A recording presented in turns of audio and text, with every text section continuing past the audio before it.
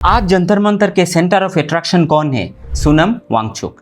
8 दिन से भूख हड़ताल पर बैठे हुए एक ऐसे इंसान जिनका वजन 5 किलो ऑलरेडी गिर चुका है, ब्लड प्रेशर और शुगर लेवल नीचे जा रहा है, लेकिन आवाज अभी भी सीधा है। जब तक education minister Dharmendra Pradhan accountability नहीं लेते, अपने पोस्ट से रेजिग्नेशन नहीं देते, ये फास्टिंग नहीं टूटेगा। हेलो एवरीवन, आज सोनम सर के हंगर स्ट्राइक का 7th डे है और अभी उनका मेडिकल चेकअप हुआ है, जिसमें पता चला है कि उनका 5 किलो से ज्यादा वजन कम हो चुका है। उनका ब्लड प्रेशर लगातार कम होते जा रहा है और शुगर भी कम होते जा रही है।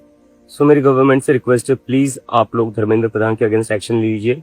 सोनम सर का कहना है कि जब तक गवर्नमेंट धर्मेंद्र प्रधान पर एक्शन नहीं लेती, वो अपनी हंगर स्ट्राइक जारी रखेंगे। लेकिन सवाल ये है दोस्तों, आप सोनम वांगचुक को कितना जानते हो? तो दोस्तों, ये इंसान सोनम वांगचुक एक ऐसे गांव से निकले जहां बचपन में स्कूल तक नहीं था। 9 साल की एज तक उन्होंने फॉर्मल एजुकेशन नहीं ली। माँ ने घर पे अपने लैंग्वेज में उनको पढ़ाया। फिर जब वो स्कूल गए, लैंग्वेज और आइडेंटिटी की वजह से उनको काफ़ी वीक स्टूडेंट माना गया और वही वीक स्टूडेंट आगे चलकर इंडिया का एजुकेशन रिफॉर्मर बन जाते हैं। 1988 में सोनम वांगचुक ने एक स्कूल की शुरुआत की, students educational and cultural movement of Ladakh, SECMOL। ये स्कूल उन स्टूडेंट्स के लिए खोला गया था जिनको सिस्टम ने फेल बोल दिया था, जैसे कि उनको वीक स्टूडेंट बोला गया। 1994 में सोनम वांगचुक ने ऑपरेशन न्यू होप लॉन्च किया। गवर्नमेंट, विलेज कम्युनिटी और सिविल सोसाइटी के साथ मिलकर लद्दाख के गवर्नमेंट स्कूल सिस्टम को रिफॉर्म करने का उन्होंने एक मिशन अपने हाथ में लिया। और उनका यूनिक इनोवेशन देखिए दोस्तों, उन्होंने ऐसे कैंपस बनाया जो सोलर एनर्जी पर चलता है, फॉसिल फ्यूल के बिना कुकिंग, लाइटिंग और हीटिंग करता है। लद्दाख में जब क्लाइमेट चेंज से पानी का क्राइसिस शुरू हुआ तो उन्होंने आइस स्तूपा बनाया, आर्टिफिशियल ग्लेशियर जो विंटर के पानी को स्टोर करता है और फिर स्प्रिंग में फार्मर्स इस पानी को इस्तेमाल करते हैं। उनको नेशनल रिकॉग्निशन तब मिला जब आमिर खान का 3 इडियट मूवी रिलीज हुआ। उस मूवी में फुंगशुक वांगडू का जो कैरेक्टर था वो उन्हीं के लाइफ से इंस्पायर था। उनके इनोवेशन पर काफ़ी सारे डॉक्यूमेंट्रीज बने, उनको काफ़ी सारे नेशनल और इंटरनेशनल अवार्ड भी मिले। इंटरनेशनल अवार्ड में से सबसे इंपॉर्टेंट था Raman Magsaysay award 2018, Rolex award for enterprises, global award for sustainable architecture, Ashoka fellowship, governors medal. ये इंसान सर्टिफिकेट कलेक्ट नहीं करते थे। ये इंसान सेशल्स या दूसरे छोटे कंट्री में अवार्ड लेने नहीं जाते थे। इनको अवार्ड दिया जाता था जिनके ये भूखे नहीं थे, जिनके ये हकदार थे। दोस्तों, सोनम वांगचुक की कहानी सिर्फ इनोवेशन की कहानी नहीं है, ये कहानी है एक नेशनल हीरो से एक प्रोटेस्टर बनने की कहानी। एक वक्त था जब पूरा देश उन्हें सैल्यूट करता था, जब गोदी मीडिया उनको बार बार बुलाते थे इंटरव्यूज के लिए, गवर्नमेंट कमिटीज में उनको बुलाया जाता था, एजुकेशन रिफॉर्म्स के लिए उनको शामिल किया जाता था। लेकिन जब उन्होंने लद्दाख के environment, tribal identity, 6th schedule और कॉन्स्टिट्यूशनल सेफगार्ड की बात उठाई, तब उनका सरकार के साथ टकराव शुरू हुआ। 2023 में उन्होंने प्रोटेस्ट करना शुरू किया और 2023 में ही उन्होंने आरोप लगाया सरकार के ऊपर कि उन्हें खारदुंगला पर क्लाइमेट फास्ट करने से रोका जा रहा है। उन्होंने हाउस अरेस्ट का आरोप भी लगाया, जबकि पुलिस ने इस आरोप से इनकार किया है। और दोस्तों, 2024 में सोनम वांगचुक पदयात्रा के लिए निकल गए। 2024 में जब वो लद्दाख से दिल्ली तक पदयात्रा करने के लिए निकले तो दिल्ली बॉर्डर पर उन्हें रोक लिया गया। उनके काफ़ी साथियों के साथ उनको पुलिस ने अरेस्ट कर लिया। बाद में उन्हें रिलीज भी कर दिया गया। और 2025 में लद्दाख में प्रोटेस्ट के बाद स्थिति और गंभीर हो गई। वहाँ काफ़ी सारा वायलेंस हुआ और वायलेंस के बाद अथॉरिटी ने सोनम वांगचुक को नेशनल सिक्योरिटी एक्ट के तहत डिटेन कर लिया। उनके खिलाफ NSA लगा दिया गया। उन्हें जोधपुर सेंट्रल जेल में भेज दिया गया, जहां वो लगभग 6 महीने तक प्रिवेंटिव डिटेंशन में रहे।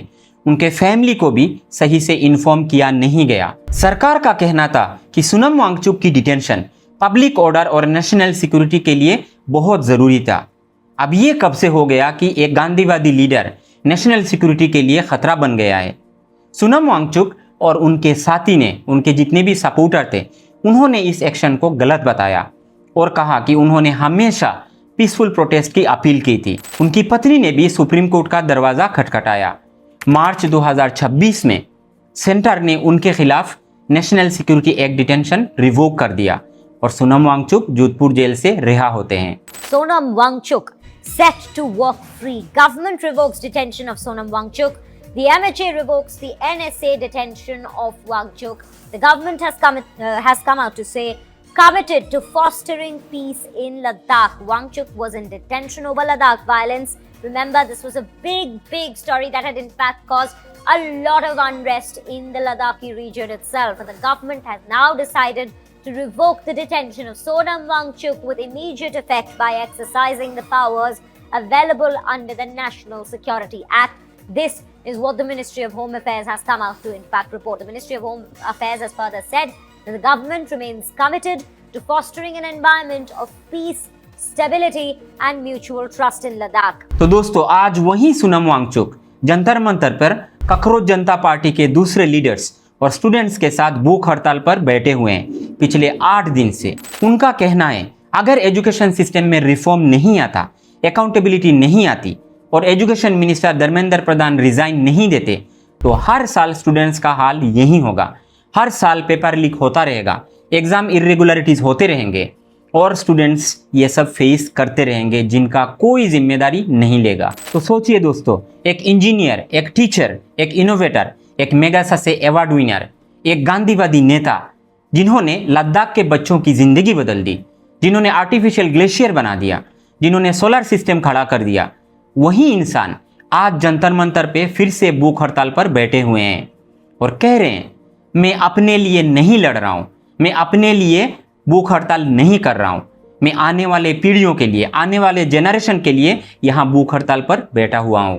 तो सवाल सिंपल है दोस्तों, जिस इंसान ने फेल स्टूडेंट्स को कॉन्फिडेंस दिया, माउंटेन्स में इनोवेशन खड़ा किया, क्लाइमेट क्राइसिस को लोकल सॉल्यूशन दिया, क्या उसकी भी आवाज नहीं सुना जाएगा? क्या उसको भी इग्नोर कर दिया जाएगा जैसे लाखों स्टूडेंट्स का आवाज को इग्नोर कर दिया जाता है? या फिर सरकार फाइनली जवाब देगी? क्योंकि ये फास्टिंग सिर्फ सोनम वांगचुक या ककरोच जनता पार्टी का फास्टिंग नहीं है दोस्तों, ये उन लाखों स्टूडेंट्स का फास्टिंग है, वो लाखों यूथ्स का फास्टिंग है जो बेरोजगार है, जिनके पेपर लीक हो रहे हैं, उनके लिए फास्टिंग किया जा रहा है, जिनके सपने सिस्टम के लापरवाही से टूट गए, जिनके सपने एजुकेशन मिनिस्टर ने अपने पैरों तले रौंद दिया। तो दोस्तों, आपको क्या लगता है कि सरकार सोनम वांगचुक की बात सुनेगी? सरकार सोनम वांगचुक के बातचीत के लिए अपनी डेलीगेशन भेजेगी? कमेंट में जरूर बताइएगा। आपको ये वीडियो अच्छा लगे तो लाइक, कमेंट, शेयर जरूर कर देना और मेरे यूट्यूब चैनल को सब्सक्राइब कर देना, जिसका लिंक मैंने नीचे कमेंट बॉक्स में डाल दिया है। जय हिंद दोस्तों।